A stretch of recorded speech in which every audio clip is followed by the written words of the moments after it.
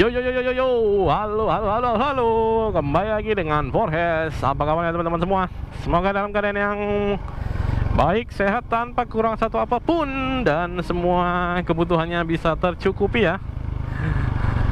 Oke, dan video kali ini saya kembali akan sharing soal belajar naik motor. Tapi sebelumnya buat teman-teman yang baru nonton channel ini, baru bergabung mungkin, baru nonton video ini mungkin ya, atau nonton video-video yang lama terus ketemu video yang ini, dan tujuannya nonton video ini adalah kepengen belajar naik motor Matic terutama. Itu bisa nonton di playlist belajar motor Matic. Di situ saya sudah bikinkan tutorialnya dari yang paling dasar, pemula sekali, nggak bisa naik motor, nggak bisa naik sepeda, sudah ada di situ semua, sampai bisa teman-teman belajar naik motor di jalan raya, di macet-macetan, dan di jalan raya yang sangat ramai dan besar sekali. Oke, kalau teman-teman pengen lihat dari sudut pandang yang lain ya, kalau itu kan dari sudut pandang orang pertama kayak ini. Nah, kalau pengen lihat sudut pandang yang lain, saya ngajarin orang pemula belajar naik motor Matic, itu bisa nonton playlist saya yang tutoring. Nah, di situ mungkin teman-teman bisa mendapatkan banyak jawaban dari pertanyaannya ya. Nah, di situ saya selalu, karena beda orang, beda kemampuan, beda solusi juga ya. Jadi banyak sekali solusinya, variatif yang bisa saya kasihkan buat pemula yang baru belajar naik motor. Di situ bisa teman-teman lihat ya, bagaimana cara yang saya mengajarin pemula, atau mungkin teman-teman mau ngajarin adiknya, mau ngajarin kakaknya, mau ngajarin saudaranya, mau ngajarin temennya belajar motor tapi nggak tahu gimana ya caranya ya. Nah, di situ videonya sudah ada, tinggal teman-teman tonton, teman-teman like, teman-teman komen ini videonya oke. Atau kalau teman-teman nggak suka videonya, tinggal di dislike, whatever, terserah. Tapi ya itu ya, semoga bermanfaat semua video-video yang saya bikin di channel ini. Atau teman-teman yang, wah, saya nggak mau belajar motor Matic tapi saya punya waktu banyak, saya punya kuota banyak, saya ingin menghabiskan waktu. Nah, bisa nonton vlog-vlog saya. Ya, vlog-vlog saya ya ini ya, vlog-vlog jalan-jalan semua. Ada juga vlog-vlog yang di rumah, tapi sedikit sekali ya. Jadi kalau pengen jalan-jalan online ya silakan nonton vlog saya, jalan-jalan online sambil semi-semi podcast lah ya, semi-semi radio gitu ya. Ya, tinggal dipilih aja sesuai kebutuhannya yang mana ya. Oke, dan di video kali ini saya mau mungkin menjawab pertanyaan teman-teman ya. Kapan sih harusnya mulai belajar naik motor? Kapan? Nah, ini pertanyaan kapan ini adalah pertanyaan yang sangat sering ditanyakan juga, tapi jawabannya ya sangat relatif ya. Saya nggak berusaha untuk memberikan jawaban yang saklek atau jawaban yang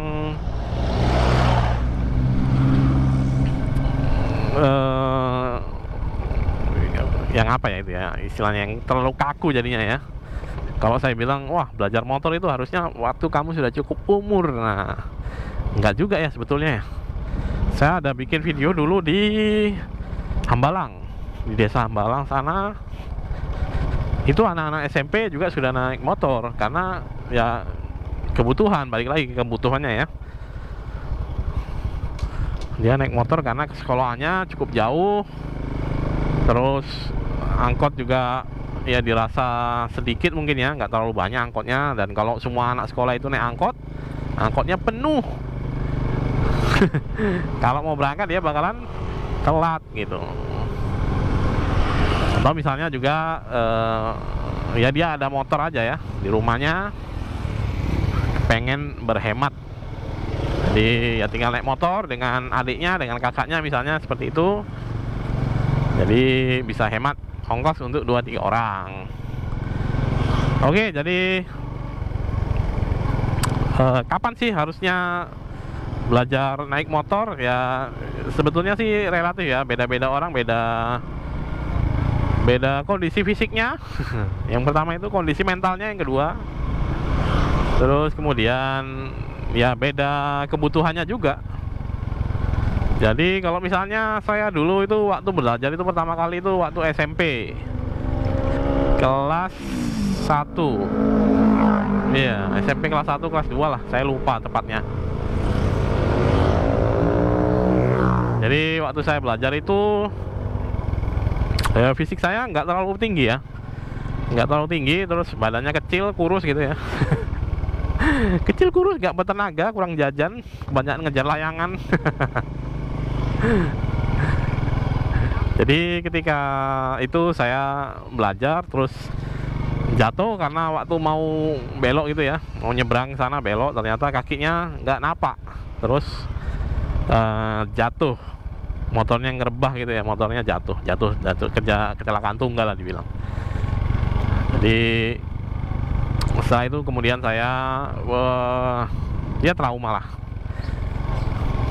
Tapi pada saat itu banyak juga sih teman-teman saya yang SMP itu sudah bisa naik motor gitu. Jadi ya beda-beda gitu, beda orang, beda mental, beda pengalaman, beda fisik.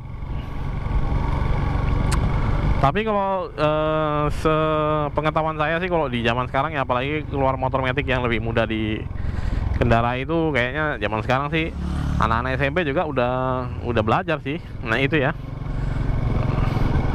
mungkin dibiasakan dulu dia ini ya, duduk di depan gitu ya, misalnya ya, duduk di depan, terus dibiasakan dia megang setir sendiri, dibiasakan dia ngelihat jalan gitu ya, dibiasakan dia ngelihat jalan, terus baru nanti dia ketika fisiknya sudah oke, sudah cukup tinggi, baru nanti belajar. Oke, lanjut lagi ya, tadi sampai mana tadi? Aduh, ya sampai situlah ya. Sampai saya belajar motor, jatuh, trauma.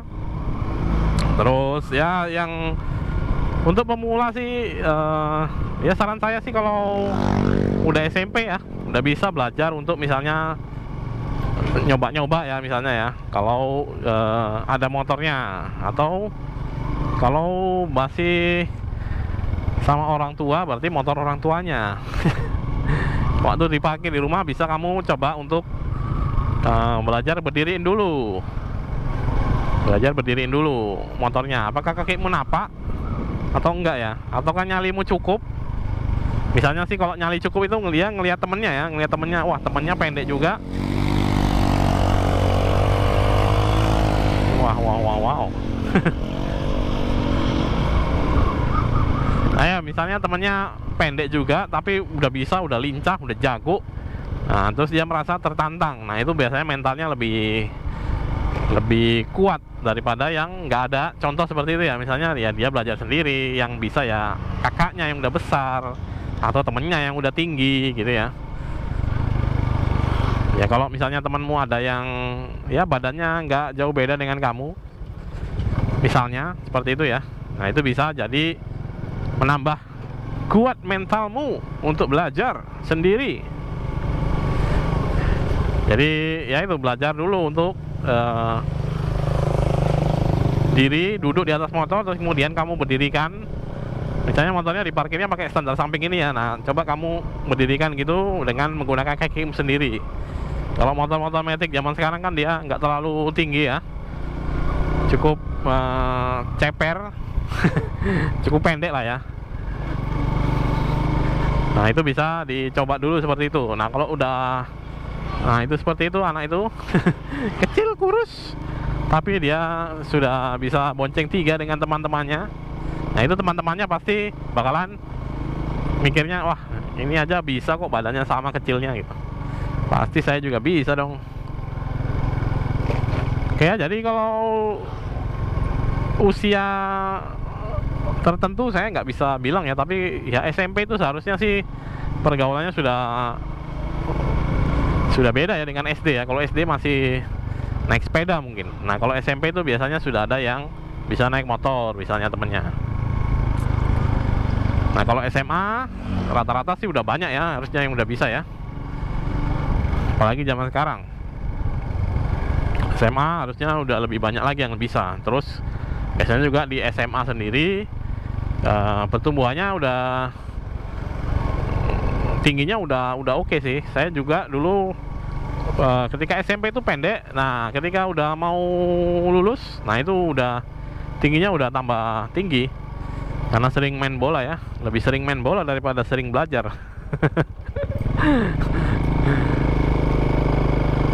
Ya jadi itu. Terus kemudian ya kalau memang SMP itu masih ya masih pengen main, mentalnya masih pengen main, atau nggak ada temennya juga yang bisa naik motor, atau ya nggak perlu banget lah teman-teman ya, masih asik dengan naik angkot atau dengan naik ojek, nggak perlu banget harus bisa naik motor, ya nggak usah dipaksain.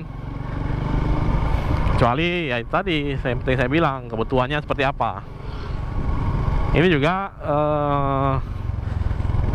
untuk yang sudah gede ya, misalnya punya adik yang pengen belajar naik motor, nah ini bisa juga di sharing ya, bahwasanya dia kebutuhannya apa gitu, harus naik motor itu kebutuhannya apa.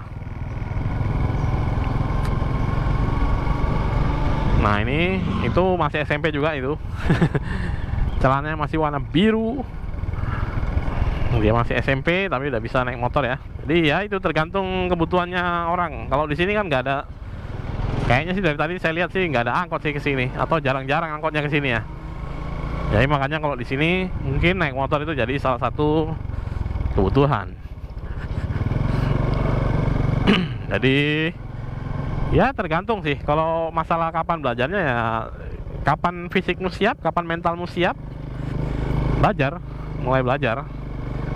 Kalau saya bilang sih awal-awal SMP itu, karena SMP itu kan lebih rasa ingin tahunya ke hal-hal yang bersifat dewasa itu biasanya lebih tinggi ya. Biasanya SMP itu sudah mulai belajar naik motor, terus kemudian belajar merokok misalnya. Nah itu tuh banyak mencoba hal-hal yang dilakukan oleh orang dewasa.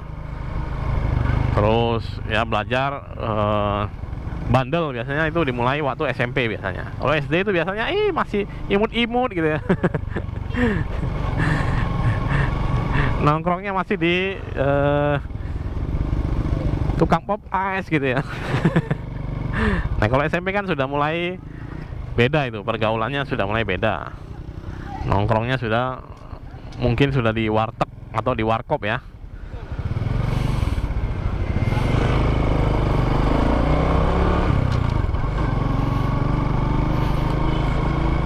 Ya ini kembali lagi ke kebutuhan.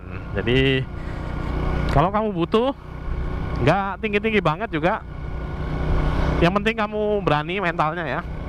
Terus kamu tahu ada orang juga yang nggak terlalu tinggi tapi dia bisa naik motor, biasanya sih kamu punya kemauan, keinginannya lebih kuat untuk belajar. Jadi ya bisa dicoba di umur yang lebih muda daripada yang lainnya.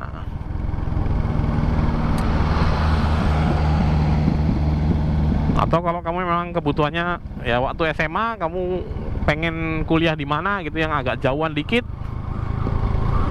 terus ya kamu butuh bisa naik motor, ya belajarnya mulai SMA juga nggak apa-apa sih, nggak masalah ya, karena kebutuhannya kamu setelah SMA, yaitu waktu kuliah. Atau misalnya kamu SMP-nya deket nih, jalan kaki nyampe, ternyata SMA-nya harus di sana jauh, misalnya SMA favorit yang di tengah kota ya. Nah itu kan biasanya jauh gitu. Nah itu kamu kalau SMA juga harusnya sih nggak naik motor. Tapi bisa naik motor itu adalah sesuatu gitu. Waktu zaman SMA itu bisa naik motor itu sesuatu.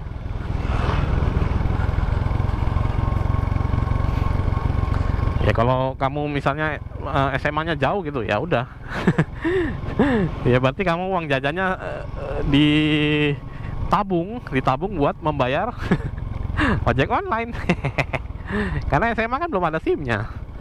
Tapi kalau kuliah ya bisa jadi udah ada SIM-nya ya, udah bisa bikin SIM, udah cukup umurnya untuk bikin SIM, bikin KTP, bikin SIM. Kalau SMA ya paling buat main aja ya naik motornya ya. Jadi ya kebutuhannya nggak terlalu mendesak sih sebetulnya. Atau misalnya kamu udah nggak sekolah lagi, terus pengen kerja gitu ya. pengen kerja dan kerjanya menuntut harus bisa naik motor. Nah itu sih skillnya mau nggak mau harus bisa ya, itu ya skillnya ya.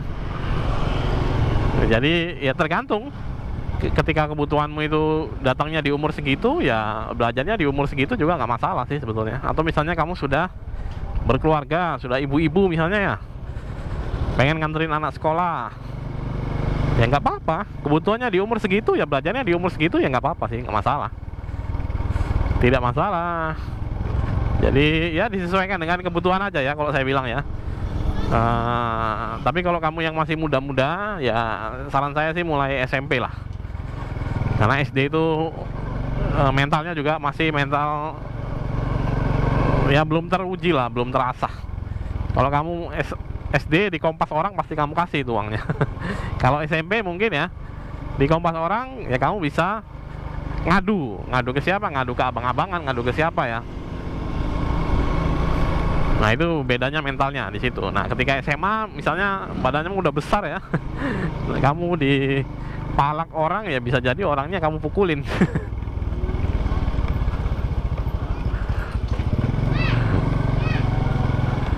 Oke, jadi itu dulu untuk video kali ini.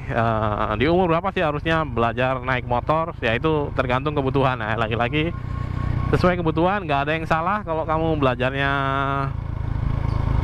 dini, belajarnya di umur yang masih muda, atau nggak ada yang salah juga kalau kamu belajarnya waktu kebutuhannya ada gitu. Waktu kamu ada kebutuhan yang mengharuskan bisa naik motor, ya baru belajar, ya nggak masalah gitu. Tidak ada yang salah, semuanya adalah sesuai kebutuhan saja. Oke, demikian untuk video kali ini. Terima kasih sudah menonton. Wah ini motor-motor custom nih, sih cantik, eksotik sekali ya. Nah ini pitung, legenda pitung. Oke, Jorge sign out, dan salam Wakanda forever yang tadi ya. Bye bye.